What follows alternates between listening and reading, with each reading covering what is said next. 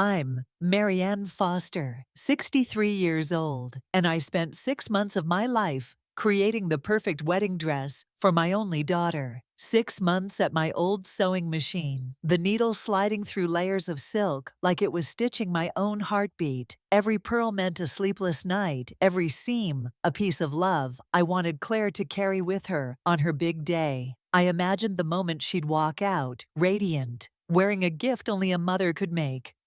But the day before the wedding, when I brought the dress to her hotel, I heard her voice through the cracked door. "If Mom asks, just tell her it doesn't fit. It looks like something from a thrift store." Just a handful of words, but they ripped through me. 6 months of sacrifice and stretching every penny of my pension, reduced to a joke in seconds. I almost walked away right then, but that moment lit a fuse that would change my life forever. If you've ever been underestimated, especially by someone you love, stay with me until the end. I'll tell you how I turned that humiliation into a comeback that made the whole town take notice. And if this story strikes a chord, don't forget to subscribe, because you won't want to miss the twist that's coming. I stood in that hotel hallway, clutching the garment bag to my chest, trying to keep my breathing steady. The plush carpet muffled every sound, but inside me, it felt like a storm was tearing through my ribs. My hands, calloused from decades of sewing, were trembling not from weakness, but from the weight of everything I'd just heard. I'd been rejected before in life, sure, but never by her, not like this. For a moment, I almost convinced myself I'd misheard. Maybe she was talking about something else. Maybe the dress wasn't even what she meant. But then I heard her laugh, soft, nervous, and followed by another voice, polished and confident. "It's for the best," her future mother-in-law said. "That other dress will photograph beautifully. This one, well, it's quaint, quaint." That word stung worse than cheap ever could. Quaint meant outdated, irrelevant like me. I stepped back from the door before anyone could see me. My instinct was to leave quietly, slip away without a scene. That's what I'd always done. When Claire was a child, I'd swallowed my pride to keep the peace. When people underestimated me, I smiled politely and proved them wrong silently. I told myself this was no different, but deep down, I knew it was. This wasn't just about a dress. This was about how invisible I'd become in my own daughter's life.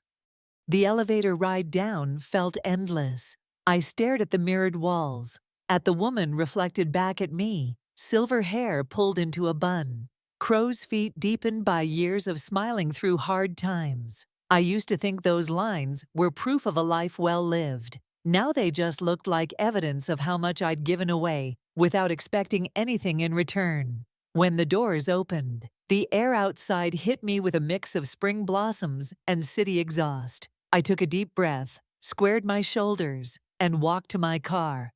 The drive back to my little coastal town took over an hour, long enough for my initial hurt to simmer into something sharper. I replayed every moment of the past 6 months, the late nights, the sore fingers, the way I'd skipped groceries to buy that ivory silk. And now, the dress was sitting in the back seat like an orphan no one wanted. I glanced at it through the rearview mirror and felt a surge of protectiveness. If Claire didn't want it, someone would, and that someone would understand what it meant. At home, I spread the gown across my dining table, the same table where I'd cut every pattern piece. Afternoon sunlight poured through the window, catching the beadwork and making it shimmer like it still had a destiny ahead of it. I ran my fingers over the French seams, so smooth they were almost invisible. This was the best work I'd ever done. It didn't deserve to be hidden away in a closet, or worse, mocked as quaint. 3 days passed, no calls from Claire, no apologetic text, not even a half-hearted thanks for trying. "Mom," I told myself I didn't need one, but the truth was, the silence spoke louder than any apology could. On the 4th day, there was a knock at my door. Standing there was Sophie Ramirez, a young woman I remembered vaguely from Claire's college years. She held a casserole dish and wore the kind of determined expression that meant she wasn't leaving without saying her piece. "I heard about what happened," she said, stepping inside before I could decide whether I wanted company. Her gaze landed on the dress, still laid out like a centerpiece in my dining room. "Oh my God. This is it, Marianne. This is gorgeous." She circled the table like it was an art exhibit. "I studied fashion for a year before life got in the way. I'm telling you, this is couture quality. People would pay thousands for work like this." Her words lit something in me I hadn't felt in years: recognition. Not just polite admiration, but real respect from someone who understood the craft. As we drank coffee, Sophie told me about her cousin Emily, a sweet, practical woman, getting married in 3 months with almost no budget. "She's about Claire's size," Sophie said, her voice careful, testing the waters, "and she would treat this dress like the treasure it is." Part of me resisted. This dress was made for Claire. But another part of me, the part still smarting from her words, knew that the dress deserved someone who would honor it. 2 days later, Emily was standing in my bedroom, tears in her eyes, as she looked in the mirror. The gown fit her like it had been sewn for her alone. She touched the fabric like it might vanish if she breathed too hard. "I look like a bride," she whispered. That night, Sophie posted a photo of Emily in the dress on her small Instagram account. Her caption read, "When your cousin can't afford a wedding dress, but your friend's mom is a secret master seamstress." She tagged me, added a few hashtags, and we thought nothing more of it. By morning, the photo had been shared dozens of times. By the end of the week, it had reached thousands. Comments poured in from strangers asking about commissions, praising the craftsmanship, and sharing their own stories of being overlooked. I was stunned. For years, my sewing had been something I did out of necessity: hemming pants, making Halloween costumes, fixing curtains. Now, people were calling it art. Brides-to-be were emailing me, offering deposits before I'd even said yes. It was overwhelming, exhilarating, and terrifying all at once. I had no business plan, no pricing structure, nothing but a dining room table and a head full of designs.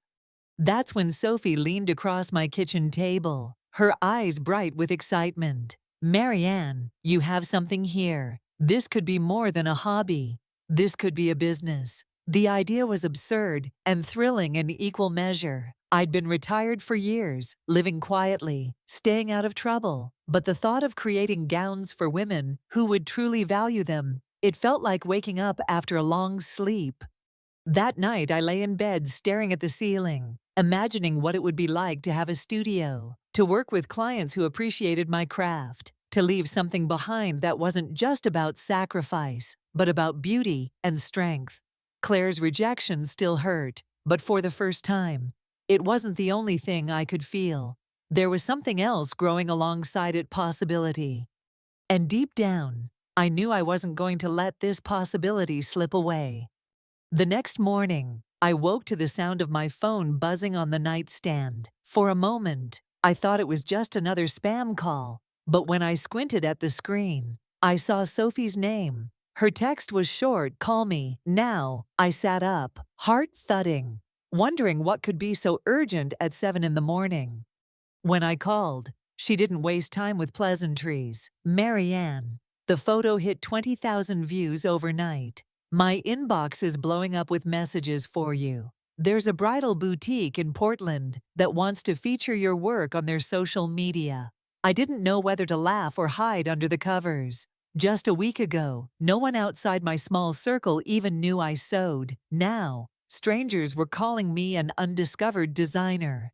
Sophie showed up at my house an hour later, her arms full of pastries and her laptop already open. We sat at my dining table, still covered with spools of thread, fabric swatches, and the lingering scent of Emily's final fitting, and scrolled through the comments together. "You have to respond to these," Sophie urged, "even if it's just to say thank you. People love connecting with the person behind the work." I typed a few replies, awkward at first, unsure how to present myself. But the more I read, the more my confidence grew. There were messages from women who said they'd never felt beautiful in a store-bought dress. Others shared how they'd been dismissed or overlooked. Just like me, some wanted to commission dresses, Others simply wanted to tell me my story had moved them. It was humbling, and it lit a fire in me I hadn't felt in decades. That afternoon, Sophie brought up the idea again. Marianne, we should make this official. A name, a business page, maybe even a website. If you don't grab this moment, it's going to pass you by. I hesitated. Starting something new at my age felt reckless. But then I thought about how many years I'd spent playing it safe, letting opportunities slip away because they didn't fit into the neat little box I'd been told to stay in. We brainstormed names over coffee. I wanted something that honored the craft, something timeless. After an hour of tossing ideas back and forth, Sophie suggested Harbor Threads. It's perfect, she said. It's where you live, and it's what you do. Plus, it feels warm and welcoming, like a place people would want to come to. I felt a smile tug at my lips. For the first time in months, maybe years, I could actually picture a future that excited me.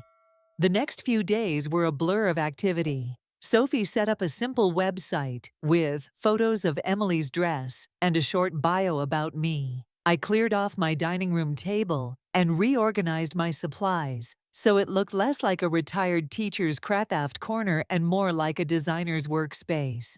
Orders began trickling in, first for alterations, then for custom pieces. One woman wanted a mother-of-the-bride gown that didn't make her look like a frilly cupcake. Another wanted a simple silk slip dress for a beach wedding.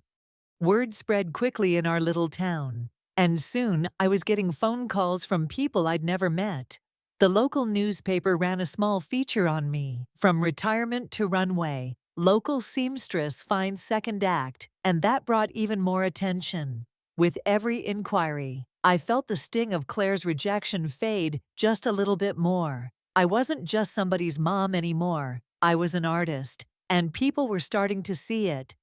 But not everyone was happy about my sudden success. One afternoon, I got a call from a woman named Victoria Crane, the owner of the largest bridal boutique in the county. Her voice was smooth, almost too polished. "Marianne, darling, I've been hearing so much about your work. I think we could do something mutually beneficial. You design exclusively for my store, and I'll handle all the marketing. We'll make a fortune." Something in her tone made my skin prickle. I asked what exclusive meant, and she didn't hesitate. "You wouldn't take any private commissions. Of course, all your designs would go through my boutique, and we'd own the rights to them." I thanked her for her interest, but said I wasn't ready to make that kind of commitment. Her polite veneer cracked just enough for me to hear the warning underneath. "Opportunities like this don't come around twice. Marianne, think about it." I hung up feeling unsettled. Sophie was furious when I told her, "She's trying to buy you out before you even get started. Don't you dare sign anything with her." Deep down, I knew she was right, but part of me still felt that old insecurity creeping in. Maybe I wasn't cut out for running a business. Maybe someone like Victoria knew better. I pushed those thoughts aside. For once, I wanted to trust my own instincts. Meanwhile, Emily's wedding day was approaching. She invited me, of course, and I promised I'd be there. On the morning of the ceremony, I stood in the back of the church, watching as she walked down the aisle in the dress I'd poured my heart into. The silk glowed under the soft light, the beadwork catching every flicker of the candles. And Emily, she looked like joy personified. After the vows, during the reception, Emily took the microphone for a short speech. I expected the usual thank yous to family and friends, but instead, she turned toward me. "I want everyone to know," she said, her voice carrying across the room, "that this dress was made by Marianne Foster. She gave me something I could never have afforded, and she did it with love. This isn't just a dress, it's art." The applause was instant, but what came next was completely unexpected. A guest at one of the tables, apparently a popular wedding blogger, started filming and posted the clip online. Within hours, the video was everywhere. My phone lit up with notifications. People weren't just talking about the dress, they were talking about the story behind it. By the time I got home that night, The video had over 100,000 views. My email inbox was overflowing. There were inquiries from brides in other states, even one from Canada. And then there was a message from a local TV station wanting to do a feature on me. I sat at my kitchen table, staring at the screen, barely able to process how fast everything was changing. That night, I poured myself a glass of wine and sat with Sophie to go over the messages. We laughed, we planned, and for the first time in years, I didn't feel small or overlooked. I felt unstoppable. The morning after Emily's wedding, I woke up to the sound of my phone buzzing non-stop. I thought maybe I'd forgotten to turn off my alarm. But when I checked, it was a flood of notifications. Sophie's voice message was waiting at the top. Marianne, we've gone viral again. Call me right now. My stomach flipped, part excitement, part dread. When I finally got her on the phone, she was practically shouting, 200,000 views overnight. You're trending on bridal TikTok. People are calling you the seamstress of the coast. I had to sit down. I'd never trended for anything in my life, unless you count being the last to leave a school staff meeting. Now strangers were tagging me in posts, gushing over the dress, and sharing my name like I was some kind of brand. By noon, I had over 50 new emails and at least a dozen voicemails. Some were from brides begging for a consultation. Others were from small boutiques asking if I'd design a capsule collection for them. A few even came from fashion journalists wanting an interview. My hands shook as I clicked through each one, overwhelmed by the sheer volume of opportunity pouring in. But buried among the congratulations was a name I hadn't seen since the wedding. Claire. She'd sent a short, polite email, saw the video. The dress looked nice. We should talk. That was it. No apology, no acknowledgement of what she'd said back then. Just a flat observation, like she was commenting on the weather. I closed the email without replying. Meanwhile, Sophie was already making moves. She came over that afternoon with a notebook full of ideas. Marianne, you need a proper studio. The dining table's great for now, but it won't cut it with this kind of demand. We could rent a small space downtown, maybe in that old building next to the bookstore. Big windows, lots of light. It's perfect. I laughed, but the thought lodged itself in my mind. 2 days later, we were touring the space. The rent wasn't cheap, but the location was perfect. High ceilings, hardwood floors, enough room for a fitting area and sewing stations. I could almost see bolts of silk lined up along the wall, sketches pinned to cork boards, and mannequins wearing gowns in progress. For the first time, it felt real, like this wasn't just a lucky streak, but the start of something lasting. Of course, word traveled fast in a small town. By the end of the week, Victoria Crane called me again. Her voice was sugar-coated but firm. Marianne, I hear you're expanding. That's wonderful news, but you need to be careful. This industry is unforgiving. Partnering with someone established, like me, could protect you from making costly mistakes. I almost laughed. The only costly mistake I could see was handing my designs over to someone who'd treat them like mass-produced merchandise. Thank you, Victoria, I said evenly, but I think Sophie and I have it under control. There was a pause on the other end, then a clipped, well, good luck to you. We both knew what she really meant. You'll regret this. The orders kept piling in. One woman wanted a gown inspired by her grandmother's 1940s wedding dress. Another wanted a pantsuit for her wedding because she hated skirts. The requests were creative, challenging, and so personal that I felt honored to take them on. Every fitting was a reminder that there were women out there who didn't want a cookie-cutter dress. They wanted something that told their story. Then came the call from Channel 8 News. The producer had seen the viral clip and wanted to feature me in a segment about unexpected success stories. My first instinct was to say no. I hated being in front of cameras, but Sophie wouldn't hear it. Marianne, this is huge. This could take us from regional buzz to national recognition. You have to do it. The day of the interview, I wore a simple navy dress I'd made years ago, paired with my favorite pearl earrings. The reporter, a warm-eyed woman named Lisa, spent an hour in the studio filming me at work. She asked about my background, my process, and of course the story of the dress. I told it all, careful but honest, leaving out names, but not the truth. When the segment aired, the response was immediate. Orders doubled overnight. Our social media following tripled. I got messages from people across the country saying they wished they lived closer so they could commission something. One woman even offered to fly me to New York to make her gown. But not all the attention was welcome. A few days later, Claire called me for the first time in months. "Mom, I saw the interview," she began, her tone light but calculated. "You're really making a name for yourself. I think that's great. And I was wondering, maybe I could help you scale this. Mark has experience with small businesses, and we could—" I cut her off. "Claire, I'm not looking for a business consultant. Sophie and I have everything handled." She paused, probably not used to me shutting down her offers so quickly. "I just think you could reach more people if you streamlined the process." She continued, "Synthetic fabrics, machine embroidery, you could make dresses in a fraction of the time." Her words landed exactly like Mia's had on the wedding day, dressed up as helpful advice, but dripping with condescension. I took a deep breath before answering. "Claire, I'm not interested in shortcuts. People come to me for craftsmanship, not mass production. If that limits my output, so be it." There was silence on the line. Then a strained, "Okay, Mom, just trying to help."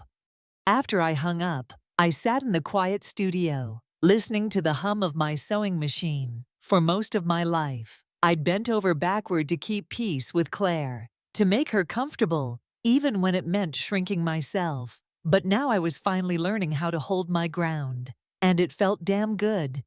That weekend, Sophie and I signed the lease on the downtown space. We moved in 2 rolling racks, my sewing machines, and a work table big enough to spread out a full wedding gown without folding it. As we stood in the empty room, sunlight streaming through the tall windows, Sophie turned to me and grinned. "You realize this is the beginning of a whole new chapter, right?" I nodded, feeling something I hadn't felt in years, a deep, steady sense of purpose. "Yeah," I said, looking around at the space that would soon be filled with color, texture, and stories. "And this time, I'm writing it on my own terms." The first morning in our new studio, I arrived early, coffee in hand, and just stood in the doorway for a moment. The sun was streaming through the tall windows, turning the hardwood floors golden. My sewing machines sat ready on their tables, fabric bolts lined up like soldiers along the back wall. And in the center, the large cutting table Sophie and I had splurged on. It didn't look like a dream anymore, it looked like a business. Sophie came in a few minutes later, her arms full of fresh flowers for the front desk. "For luck," she said, setting them in a vase. We didn't have clients scheduled until the afternoon, but we wanted to open our doors and let people wander in. In a small town, curiosity is free advertising. Sure enough, by mid-morning, locals were peeking through the windows, and a few stepped inside to look around. One woman, probably in her late 60s, stopped in front of the display dress, Emily's gown, now on a mannequin. "I saw this on Facebook," she told me. "It's even more beautiful in person." She ran her fingers over the beadwork, and for a moment, I could see the spark of pride in her eyes, as if she understood exactly what it meant for me to have made it. I thanked her and handed her one of our new business cards. By lunchtime, Sophie was buzzing with excitement. "We've already had 3 walk-ins ask about consultations. This is going to work, Marianne, I can feel it." I wanted to believe her, but a small voice in the back of my mind kept whispering about how quickly good luck can fade. Still, when the first official appointment arrived that afternoon, I shoved those doubts aside. Her name was Hannah, a tall woman with copper hair and a warm, nervous smile. "I've tried on so many dresses," she said, "and every single one made me feel like I was pretending to be someone else. I just want to look like me, only special. I nodded, because that was exactly the kind of client I'd been dreaming of. By the end of the fitting, she'd chosen a design that combined classic structure with soft, flowing sleeves, and she left looking like she'd just won something. Of course, not all visits were so heartwarming. 2 days later, Victoria Crane swept in unannounced, her heels clicking against the wood like gunshots. She looked around with a smile that didn't reach her eyes. "Lovely setup," she said. "But I have to admit, I'm surprised you went with such a prime location. Rent here isn't cheap." I could hear the subtext, "You won't last long." She circled the room, pausing in front of Emily's dress. Ah, the infamous gown. Shame you couldn't make something like this for your own daughter's wedding. The air between us went cold. "I'm glad you stopped by." "Victoria," I said evenly, "but I'm busy with clients." She gave a tight little laugh. "Oh, Marianne, I'm just looking out for you. Remember, the offer to work with me still stands for now." And with that, she was gone, leaving the faint smell of expensive perfume and cheap threats. That evening, Sophie found me still sitting at the cutting table, staring at my sketches. "You can't let her get to you," she said. "She's threatened. That means we're doing something right." I wanted to believe it, but part of me feared Victoria wasn't the kind of person who just let things go. Business picked up fast.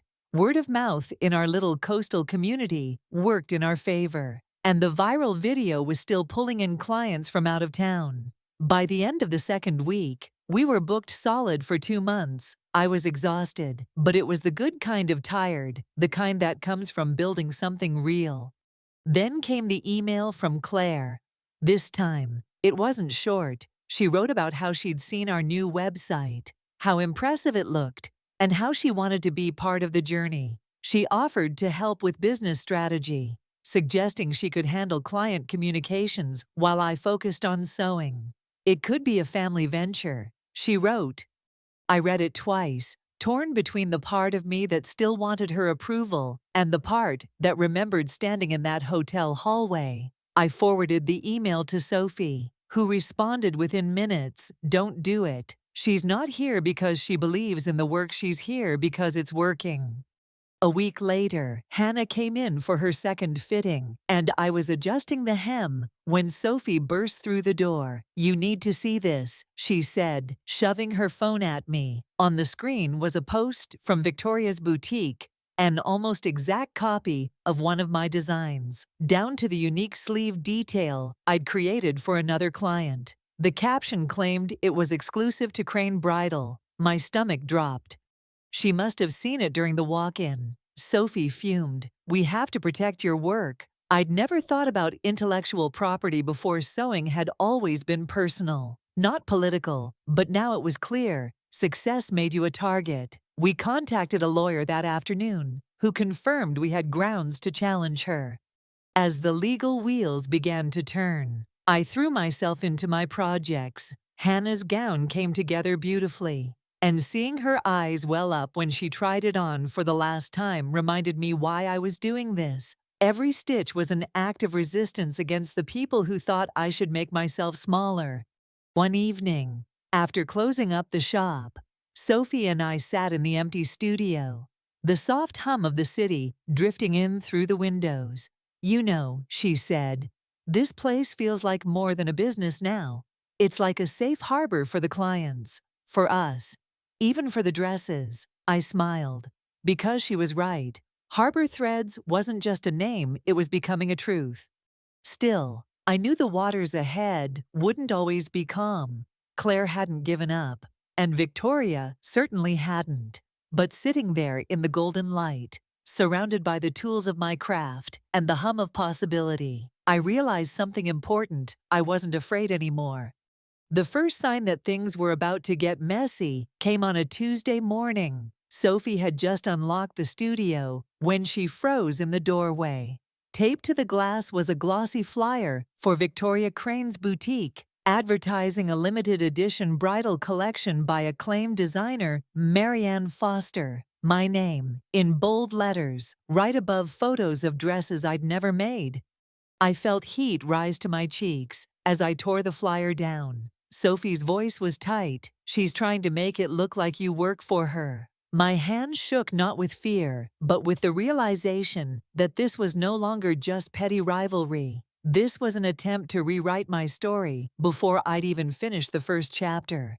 We called our lawyer immediately, who assured us we had a strong case for false advertising and misrepresentation. Still, the damage was already rippling out. That afternoon, a bride came in for a consultation and hesitantly asked if her deposit would be going to the Crane store. It took every bit of restraint I had to smile and calmly explain that Harbor Threads was completely independent.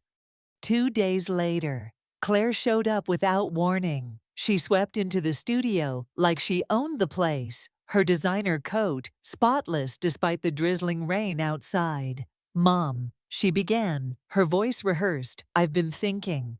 You're clearly doing something special here, but you need to be smart. These boutique owners can be ruthless." The irony of her telling me that while Victoria's flyers were still warm in the trash made me bite back a laugh. I gestured toward the sewing table, still littered with half-pinned fabric. "Claire, if you're here to offer business advice again, I'm not interested." She raised an eyebrow. "I'm here to help. You're my mother, and whether you like it or not, your success affects me. People know we're related." That last sentence told me everything I needed to know. This wasn't about helping me. This was about controlling how my success reflected on her. Before I could respond, Sophie stepped in from the back room, a roll of silk under her arm. "We're in the middle of a fitting, Claire," she said pointedly. Claire's lips pressed into a thin line, but she didn't leave. Instead, she sat down, crossing her legs like she was settling in for a meeting.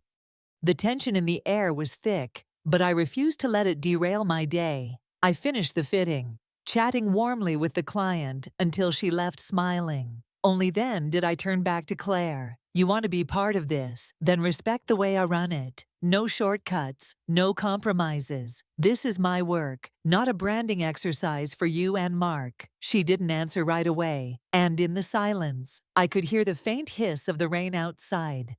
Finally, she stood. "You'll regret not taking my help." And with that, she walked out, her heels clicking against the hardwood. Sophie let out a slow breath. "She's not done," she said quietly. I knew she was right. That weekend, the tension reached a breaking point. A client called in tears, saying she'd been told her custom gown from Harbor Threads could be replicated for half the price at Crane Bridal. I could practically hear Victoria's smirk in the background of that rumor. It was a low blow, but also a wake-up call. This wasn't just about protecting my reputation. It was about protecting the women who trusted me with their most important moments. Sophie and I decided it was time to fight back in a way that couldn't be ignored. We organized an open house at the studio, inviting past clients to model their gowns and share their stories. We called it Every Stitch a Story, and we promoted it on social media with before and after photos of fittings, each caption telling a personal journey. The response was overwhelming. On the day of the event, the studio was packed. Women stood proudly in dresses that reflected who they were, not just brides, but mothers, artists, teachers, and friends. Hannah spoke about finally feeling beautiful in her own skin. Emily described how wearing my dress made her wedding feel authentic in a way no store-bought gown ever could. There wasn't a dry eye in the room. Halfway through the evening, I caught sight of Claire standing in the back, arms folded, expression unreadable. I didn't invite her, but she'd come anyway. I didn't acknowledge her presence. This night wasn't about her. It was about the women who'd trusted me and the craft that had brought us together. The next morning, my inbox was flooded again, not just with inquiries, but with messages from women thanking me for showing that beauty wasn't defined by labels or price tags. One message stood out: a fashion editor from a regional magazine who wanted to feature Harbor Threads as their cover story for the spring wedding issue. It felt like validation, but more importantly, it felt like armor. Victoria didn't call after that. I suspected she'd realized she couldn't win a battle fought on my terms. Claire, however, sent me a text later that week. I didn't realize how much your work meant to people. Maybe I was wrong. It wasn't an apology. Not really. But it was the closest she'd ever come. I read it twice, then set my phone down without replying. Because here's the thing I'd finally learned sometimes. The best revenge isn't proving someone wrong to their face. It's building something so undeniable that they have to see it for themselves. And I wasn't done building yet. The day the magazine arrived, Sophie practically sprinted up the studio steps, waving a copy in the air. "You're on the cover," she shouted, grinning so wide I thought her face might split. I wiped my hands on my apron and took it from her, feeling the glossy paper between my fingers. There I was standing in the studio, Emily's dress behind me on the mannequin, my hands resting on a table covered in silk and beadwork. The headline read, "Harbor Threads Crafting Gowns That Tell a Woman's Story." It didn't say local seamstress or retired teacher. It said crafting and story words that felt like they belonged to me now. As I flipped through the spread, I saw photos of Hannah, Emily, and several other clients, each sharing a quote about what their dress meant to them. My throat tightened reading their words. By noon, the phone was ringing off the hook. Brides from Seattle, San Francisco, even Denver were calling, willing to travel for a consultation. We had to start a waiting list 6 months out. Sophie kept shooting me these, "Can you believe this looks?" between calls. But I didn't have time to dwell on it. I was too busy sketching designs, answering questions, and making sure each client felt as special as her story. Then, 2 days after the issue hit newsstands, Claire called. I stared at the phone for a long moment before answering. "Mom," she began, her voice unusually soft. "I saw the magazine. It's impressive. You've really made something here." I waited, knowing there was more. "I've been thinking," she continued. "Maybe I could come on as a partner. I could handle the business side. You know I have connections." It was like déjà vu, but I wasn't the same woman she'd talked to months ago. "Claire, I appreciate the offer," I said carefully, "but Harbor Threads already has a partner." There was a pause. Sophie, her tone sharpened. "Mom, she's young. She doesn't have the experience." I cut her off. "She has the commitment. She believes in the vision. That matters more than experience on paper." The silence on the other end was heavy. "You're making a mistake," she said finally. "Mark and I could help you scale this to a whole new level." I took a deep breath. The kind you take before making a cut in expensive fabric. "Claire, I don't want to scale this into something soulless. I want to keep it real. If that means turning down certain opportunities, so be it." She didn't reply, and after a few seconds, I ended the call. That night, as I was locking up the studio, I saw a familiar figure leaning against the lamppost across the street. Victoria. She was dressed in a sleek black coat, her arms crossed. When she noticed me looking, she smiled not warmly, but like a chess player who'd just made her next move. "Enjoying your moment in the sun," she called out. I didn't answer. I just turned the key in the lock and walked away. The following week, Sophie and I were invited to a bridal showcase in Portland. It was a big deal. Designers from all over the state would be there, showcasing their collections. We decided to go all in 6 gowns, each inspired by a real client story, each made from scratch in just under 2 months. The pressure was insane, but the energy in the studio was electric. On the day of the showcase, the room buzzed with photographers, buyers, and brides-to-be. Our gowns stood out not because they were flashy, but because they were deeply personal. I told each model's story to anyone who would listen, watching their eyes light up as they understood the meaning behind the beadwork, the fabric choices, the silhouettes. It was more than fashion, it was connection. Halfway through the event, I spotted Claire in the crowd. She wasn't alone. Mark was with her, and so was Victoria. My stomach dropped. The 3 of them were talking to a representative from one of the larger bridal chains in the region. I couldn't hear the conversation, but I could read enough body language to know it wasn't friendly toward me. Sophie saw it too. "They're trying to pitch your designs," she muttered under her breath. I walked over, calm but deliberate, enjoying the show. I asked, my voice even. Claire's eyes flickered with surprise. Victoria didn't bother to hide her smirk. "We were just discussing potential distribution," she said smoothly. "With the right backing, your designs could be in every major bridal shop in the Northwest." I shook my head. "That's not what Harbor Threads is about." Claire stepped forward, her voice sharper now. "Mom, you're letting emotion get in the way of opportunity. This could set you up for life." I met her gaze steadily. "I am set up for life, Claire, not because of money, but because I'm finally doing work I'm proud of." Victoria's smile faltered, just slightly. Mark cleared his throat and muttered something about having to go. They left without another word. After the showcase, Sophie and I packed up our gowns and drove back to the coast. The car was quiet for a while, the adrenaline slowly wearing off. Finally, Sophie said, "You know, I think that was their last shot. They know they can't control you now." I nodded, but part of me knew people like Victoria didn't just give up. Still, I wasn't afraid anymore. The next morning, I found an envelope slipped under the studio door. Inside was a handwritten note from one of the showcase attendees. "Your gowns were the most beautiful thing I've ever seen. Not because they were perfect, but because they felt alive." I held the paper in my hands for a long time, feeling its weight. For years, I'd chased approval from people who only saw my worth when it benefited them. Now, I had something better: genuine respect from those who understood the heart behind the work. And no matter what Claire or Victoria did next, that was something they could never take away.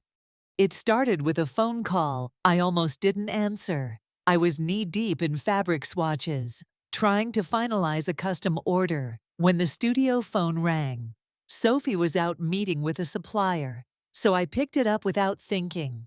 "This is Marianne," I said, expecting a client. Instead, a polished voice on the other end introduced herself as a producer from Good Morning America. She told me they'd seen the magazine cover, the bridal showcase photos, and the viral video of Emily's wedding speech. "We'd love to feature you in a segment about women reinventing themselves later in life," she said. I had to sit down. My hands went clammy. Not from fear exactly, but from the sheer enormity of it. National television wasn't just exposure, it was a spotlight I'd never imagined standing under. Sophie nearly dropped her coffee when I told her, "This is huge. Marianne, we're talking millions of viewers. Do you know how many people could see your work?" I nodded, still trying to process it. The producer wanted to fly a crew out to Oregon the following week to film in the studio. It felt like an opportunity I couldn't say no to. But of course, word got around fast. That evening, Claire called. Her voice was brisk, almost businesslike. "Mom, I heard about GMA. Congratulations.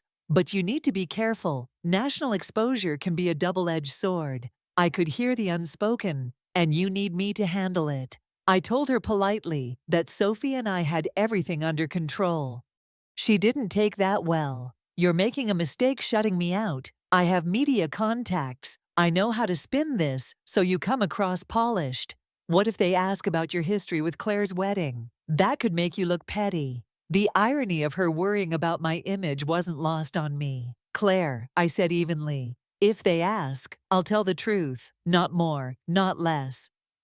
The day the crew arrived, the studio was spotless. Sophie had arranged fresh flowers, polished the hardwood floors, and set Emily's gown front and center. The producer was warm and encouraging, asking thoughtful questions as I worked on a dress mid-interview. They filmed clients speaking about their experiences, including Hannah, who talked about finally feeling beautiful for the first time in years.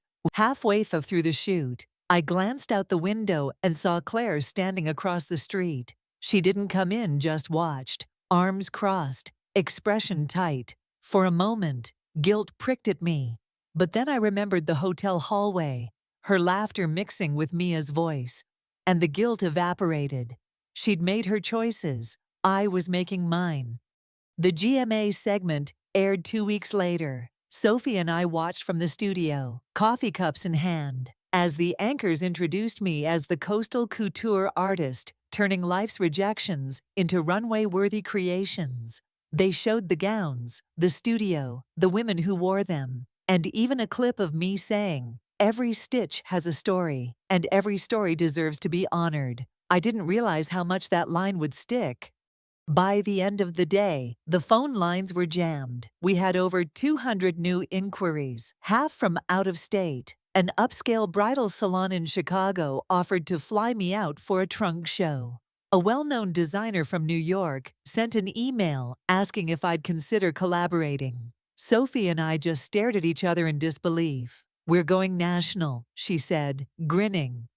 But success always brings shadows. The next morning, I got an email from Claire with the subject line, "We need to talk urgent." Inside was a long, winding message about how this level of attention was a turning point for Harbor Threads and how it would be short-sighted not to leverage her network. She ended with, "If you want to protect your brand, you need someone like me steering the ship." I read it twice before closing my laptop. Protect my brand. My brand was built on honesty, craft, and connection, not on whatever corporate gloss Claire thought it needed. I didn't reply. 2 days later, she showed up at the studio unannounced. Sophie was in the back with a client, so it was just the two of us. "Mom," she began, "I know you think I'm trying to take over, but I'm trying to save you from making mistakes you can't undo." I put down the fabric I was working on and looked her in the eye. "Claire, you see my choices as mistakes because they don't match your version of success, but my version is working."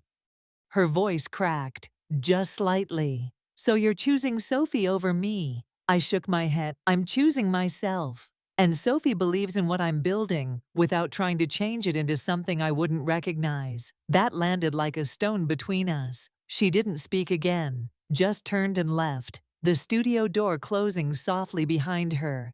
The following week, Sophie and I sat down to map out the next year. We had more orders than we could handle. So we decided to hire 2 more seamstresses, women in their 50s and 60s who'd been told their skills were outdated by the fashion industry. Watching them step into the studio for the first time, eyes wide and hands eager, felt like coming full circle. Our little workspace was humming with life now. Bolts of fabric lined the walls, laughter and chatter mixed with the hum of sewing machines, and the air smelled faintly of lavender from the sachets Sophie insisted on keeping near the fitting area. We were building something bigger than either of us had imagined, not just a business, but a community.